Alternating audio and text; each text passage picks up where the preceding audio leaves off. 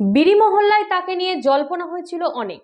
ঘরের শত্রু বিভীষণ এবারের নির্বাচনে তাকে ভোগাতে পারে বলে মনে করেছিল রাজনৈতিক মহল, কিন্তু শেষ পর্যন্ত যোগীপুর লোকসভা কেন্দ্রের তৃণমূল প্রার্থী খলিলুর রহমান প্রায় 1,16,637 ভোটে জয়ী হলেন। নিকটতম প্রতিদ্বন্দ্বী কংগ্রেসের মুর্তুজা হোসেন বকুল প্রায় 4,27,790 ভোট পেয়েছেন।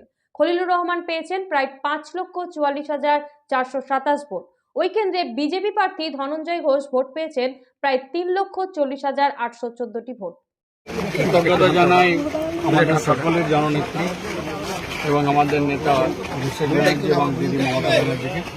তিনি আমাকে দ্বিতীয়বারের জন্য মনোনীত করেছিলেন এবং 10 তারিখে নাম ঘোষণা হয়। 11 তারিখে আমি 11 মার্চ জঙ্গিপুর ফিরে এসে আমি জঙ্গিপুর লোকসভাবাসীকে আমি মনোনয়ন পাওয়ার কথাটা জানিয়ে 5 বছর যে মানুষের পাশে থেকেছি এবং মানুষের কাছে যে জানতেন বা বুঝেছেন, আমি সেই বিচারের ভার জঙ্গিপুর লোকসভাবাসীকে ছেড়ে দিয়েছিলাম।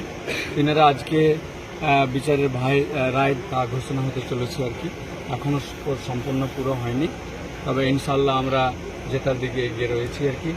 আমি এর জঙ্গিপুর লোকসভাবাসীকে জয় উৎসর্গ করতে যাচ্ছি এবং জঙ্গিপুর লোকসভাবাসী যে আমাকে দায়িত্ব বা দায়বদ্ধতা দিয়েছেন, আমি সততা এবং নিষ্ঠার সঙ্গে মানুষের পাশে থাকবো, মানুষের কাজ করব।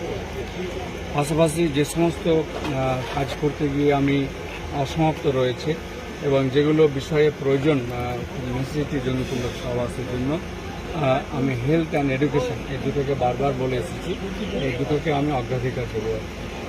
পাশাপাশি আর যেগুলো প্রয়োজন রয়েছে বিড়ি শ্রমিকদের দিক থেকে, গঙ্গা ভাঙন দিক থেকে পিএফ অফিসকে নিয়ে আসার ব্যাপারে, হসপিটালকে আরও ভালো থেকে ভালো পরিষেবা দেওয়ার ক্ষেত্রে সবটাই কিন্তু জঙ্গিপুর লোকসভাবাসী আমি উৎসর্গ করছি। কথা হলো, এবার একটা প্রার্থী বেশি দিয়েছে, এখন আমার ফোন নেই। হ্যাঁ, এবার একটা প্রার্থী বেশি দিয়েছে, যেটা হচ্ছে আপনার শাহজাহান বিশ্বাস। এখানে একটা লড়াই করেছিল, এই নিয়ে আপনি কি বলবেন? আপনাদের আমি জানিয়ে রাখি, লড়াই কঠিন ছিল, এটা ঠিকই কঠিন হচ্ছেও আর কি। 10ম রাউন্ড পর্যন্ত আইএসএফ 4,445 ভোট এবং আসাদুল বিশ্বাস, হ্যাঁ আমি আবারও বলছি, আসাদুল বিশ্বাস তিনি পেয়েছেন 923।